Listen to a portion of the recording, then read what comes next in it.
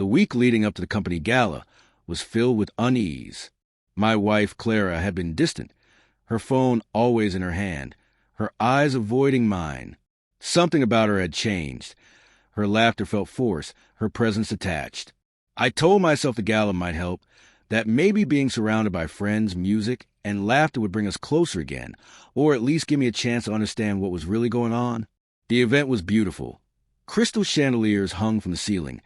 Soft jazz floated through the air, and glasses clinked in celebration. Clara looked stunning, every bit the elegant wife people admired. She laughed freely, spoke confidently, and moved through the room with a glow that drew every eye. I watched her, torn between admiration and suspicion. Then I saw him, a man I didn't recognize at first. He approached her, and she greeted him with warmth that felt too familiar. Their conversation was quiet but intimate.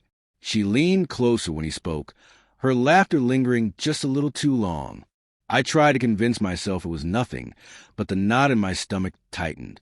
As the night went on, I noticed them disappear together. No goodbye, no explanation. My heart sank. She hadn't just flirted. She'd left with him. The humiliation hit like a wave. Still, I stayed calm. I knew anger would only make me look desperate. Instead, I made a decision. If she wanted to play games in the dark, I'd show her what happens when the lights come on. The next evening, I hosted a small get-together at our home. It was framed as a casual follow-up to the gala, a chance for our colleagues and friends to unwind. Everyone came, smiling, chatting, completely unaware of what I had planned.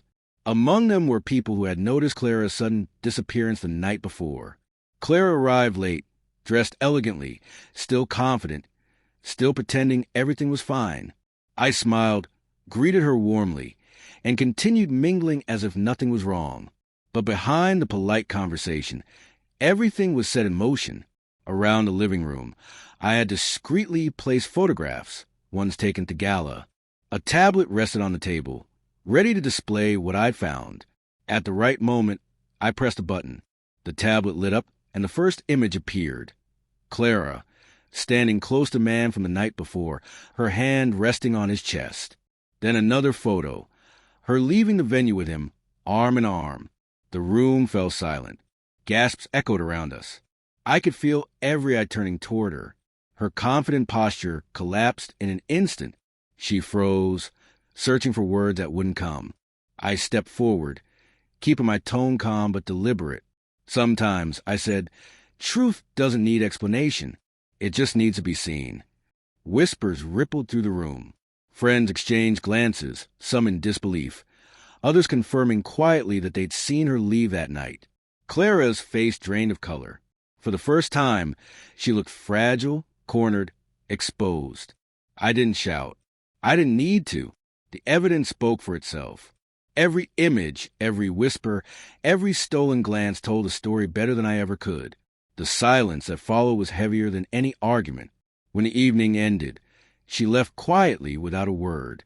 The room emptied slowly, guests offering awkward comfort before slipping away. I stayed behind, standing amidst the remains of the evening, the faint hum of conversation still echoing in my ears. In the days that followed, the truth spread through our circle, not from my mouth, but through the inevitable murmur of curiosity and disbelief. Clara's reputation faltered. Her name became a cautionary whisper at dinners and office corridors. I didn't feel triumphant, just steady. Exposing the truth hadn't been about vengeance. It had been about clarity. I didn't need to argue, beg, or accuse. I simply let the facts stand on their own. And in that silence, I found peace. Sometimes the most powerful response to betrayal isn't rage. It's light. Because when the truth stands naked before everyone, there's nowhere left to hide.